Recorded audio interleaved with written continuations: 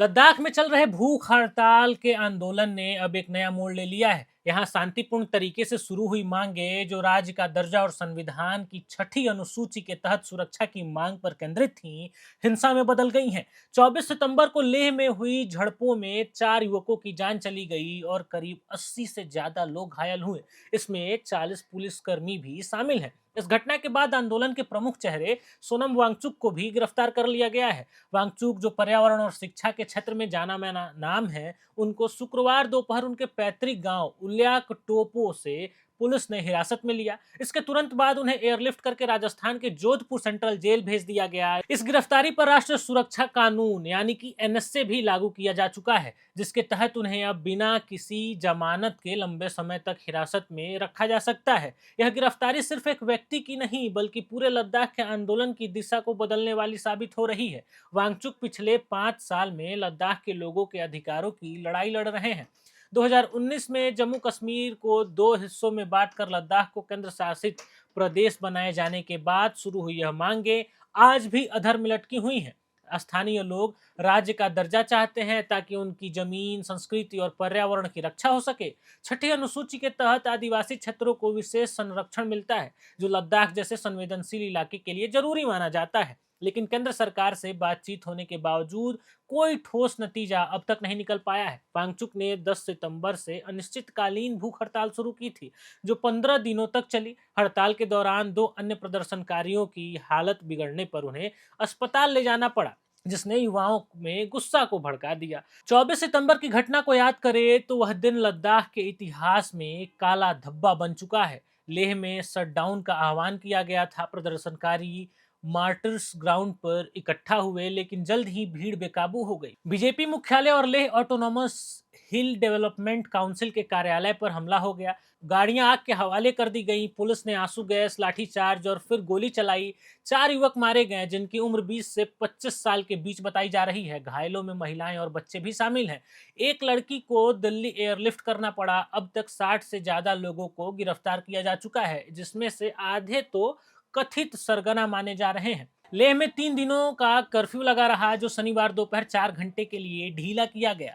पुराने शहर में दोपहर तक 1 से 3 बजे तक और नए इलाकों में 3:30 से शाम 5:30 तक राहत मिली, लेकिन इसके बाद फिर सख्ती लौट आई। मोबाइल इंटरनेट भी निलंबित कर दिया गया है। लद्दाख के डीजीपी एसडी सिंह जामवाल ने इस हिंसा पर खुलकर बात की है। उन्होंने कहा कि अगर सेल्फ डिफेंस में फायरिंग न की जाती तो पूरा लेह जल जाता।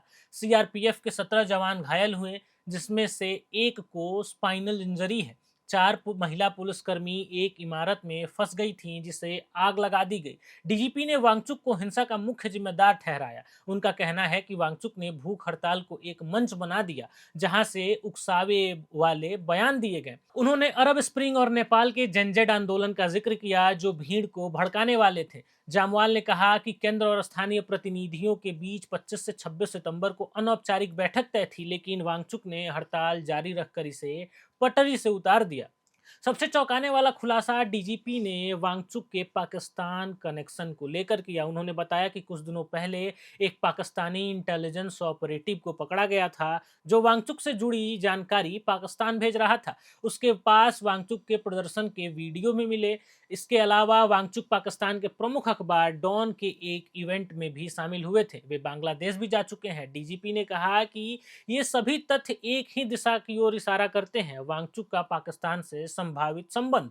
जांच अभी भी जारी है और विदेशी फंडिंग के एंगल से भी इसे जोड़ा जा रहा है। नेपाल का लिंक भी सामने आया है। हिंसा में 3 नेपाली नागरिक घायल हुए, जिनकी भूमिका की पड़ताल हो रही है। बताया जा रहा है कि वांगचुक को अपनी गिरफ्तारी का अंदेशा पहले से ही था। गिरफ्तारी से एक दिन पहले उन्होंने कहा था, इस मुद्दे पर कभी भी गिरफ्तार होना पड़े तो मुझे खुशी होगी। लेकिन उनकी गिरफ्तारी से माहौल शांत होने के बजाय और तनावपूर्ण हो गया है। ले अपेक्स बॉडी और कारगिल डेमोक्रेटिक अलायंस जैसे संगठन वांगचुक को शांतिपूर्ण आंदोलन का प्रतीक मानते हैं। कहते हैं कि वांगचुक हिंसा भड़काने वाले नहीं, बल्कि गांधीवादी सिद्धांतों पर चलने वाले व्यक्ति हैं।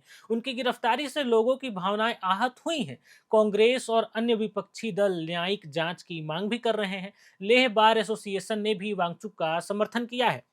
इसी बीच केंद्र सरकार ने वांगचुक की संस्था students educational and cultural movement of Ladakh का एफआईआर लाइसेंस रद्द कर दिया है। एफआईआर विदेशी योगदान अधिनियम के तहत एनजीओ को विदेशी फंडिंग के लिए पंजीकरण जरूरी होता है। सीबीआई ने वांगचुक की दूसरी NGO Himalayan institute of alternative Ladakh के खिलाफ भी एफआईआर उल्लंघन की जांच शुरू कर दी है। 2 महीने से चल रही प्रारंभिक जांच में पाया गया कि एचआईएल ने बिना पंजीकरण के 1.5 करोड़ रुपए विदेशी रेमिटेंस लिए। कुल 7 खातों में 4 अनडिक्लेयर हैं। 2023 से 24 में डोनेशन 6 करोड़ से बढ़कर अगले साल 15 करोड़ हो गया। एक नई कंपनी स्योसोन इनोवेशंस में 6.5 करोड़ का ट्रांसफर संदिग्ध है। सीबीआई टीम अभी लद्दाख की रिकॉर्ड्स चेक कर रही है। वांगचुक इसे वीच हंट बता रहे हैं। खैर, अब इस मामले में आगे क्या होता है ये तो समय के साथ ही पता चलेगा। फिलहाल आप जुड़े रहिए हमारे साथ। मेरे साथ अभी कैमरे के पीछे मौजूद हैं हमारे साथी हर्षित। आप देखते रहिए एयर नाउ।